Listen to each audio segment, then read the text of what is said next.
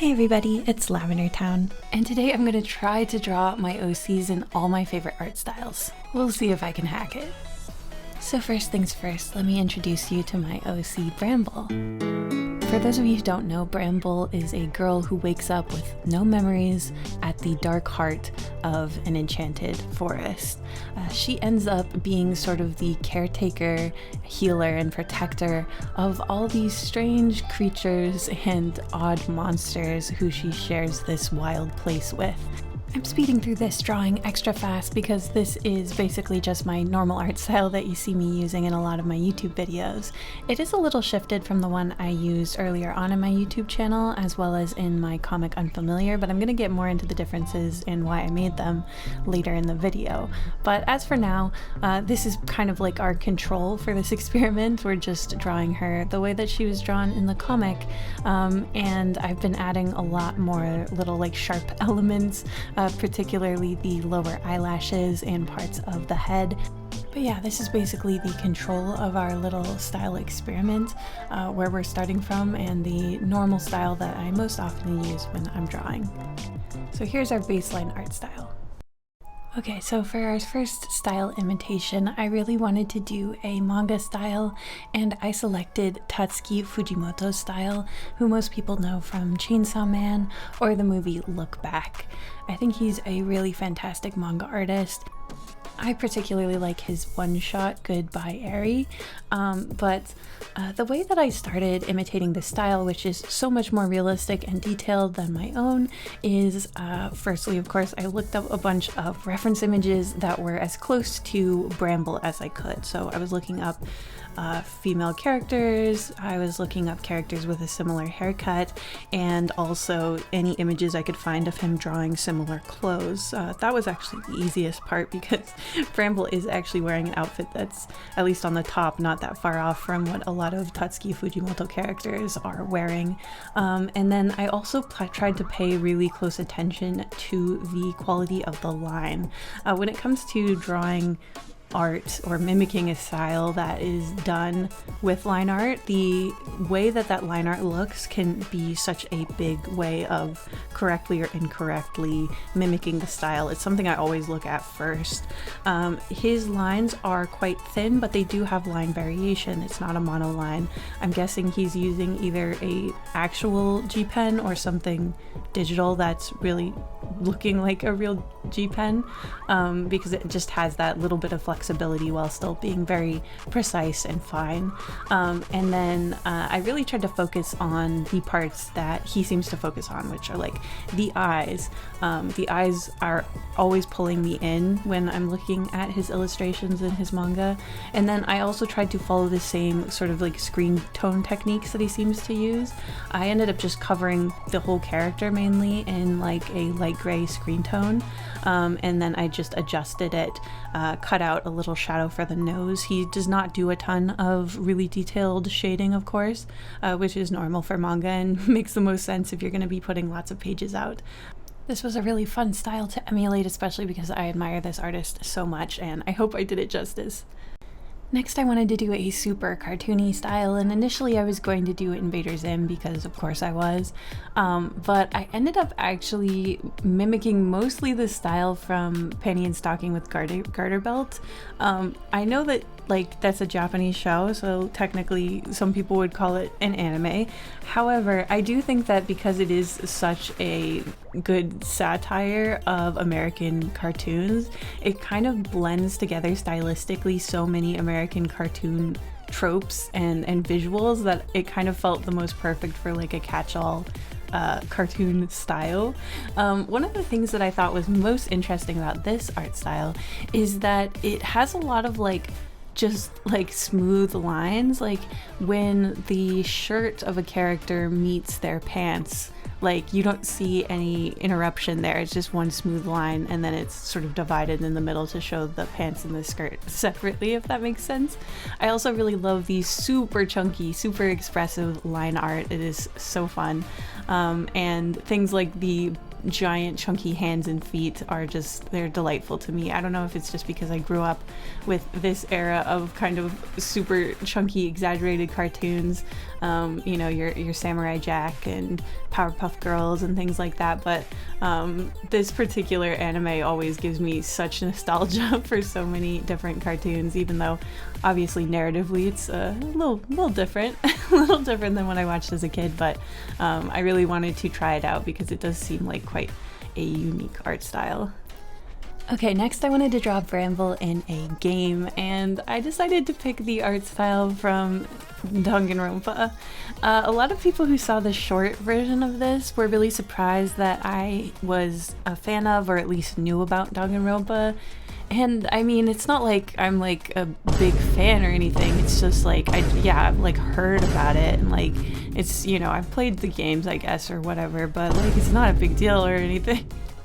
So anyway, yeah, Danganronpa is, and kind of the whole Kodaka verse is one of my ultimate guilty pleasures. I love the ridiculousness of the character designs. I love the hyper melodramatic storylines.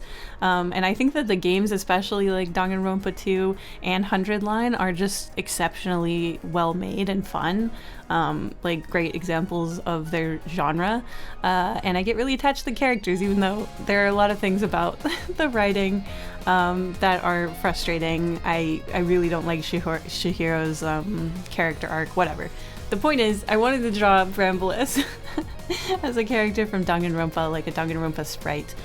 So one of the things I really appreciate about this art style is that though it is an anime art style, it is so instantly identifiable.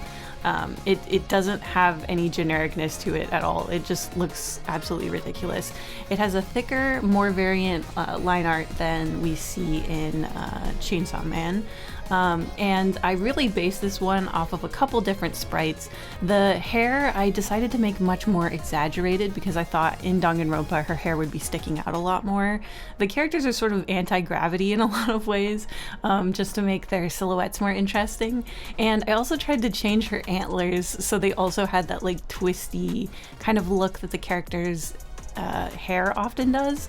One of the things I love about Danganronpa is that the female characters will pull absolutely hideous faces, and they'll, you know, when they're upset, they'll have like drool or snot on their face. Like they'll just look absolutely as unhinged as any of the male characters. And it reminded me of this Tumblr post where people were talking about how in a lot of games, like it seems like the artists are so afraid to show a female's face really contorted with rage, like a female character. So I like how nasty the girls look sometimes. I think it's just really fun, and I think that expressiveness is really wonderful. Okay, we're swapping OCs because I wanted to do some of the styles of my OC Planchette.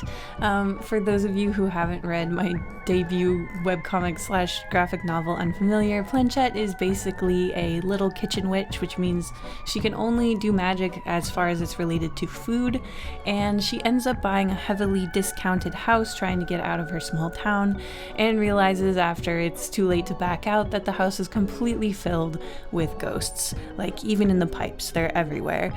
And since she can't exorcise them by force, she ends up listening to their sorrows and problems and kind of trying to solve what's keeping them trapped on Earth.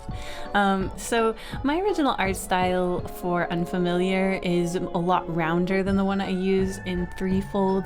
Everything looks kind of squishy and soft, and I feel like it's super fun to draw in this art style. I really like how big the eyes are because it allows me to do the shape-changing irises more often, and the noodle arms are really fun to draw, though not as easy as you would think. So the first style I wanted to draw Planchette in is the art style of the anime Madoka. Madoka is one of my favorite anime series of all time. I have a ton of figures, mostly with broken bows because they're so delicate. But regardless, the art style, a lot of people said that Madoka's art style was actually quite ugly. Like, I've heard that from many people. I disagree, though. I understand why people are not crazy about it right away. It has a weirdly scratchy, sketchy kind of ink style, especially for an animation, and their faces are ridiculously condensed down towards the bottom of their head.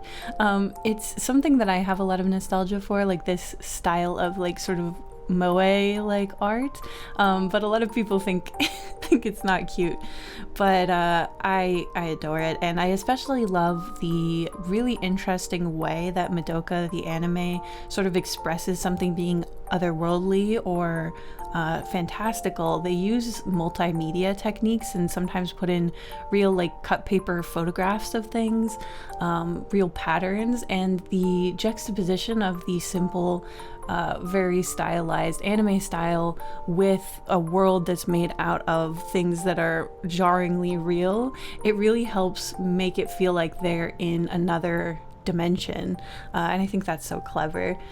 So in order to imitate the style, I mainly just focused on trying to get the head and facial proportions correct for this art style. I added a little extra detail on Planchette's dress because I feel like in the Madoka art style there would be a little bit more detail, and I tried to make her skull sleeves look a little bit more natural with the outfit.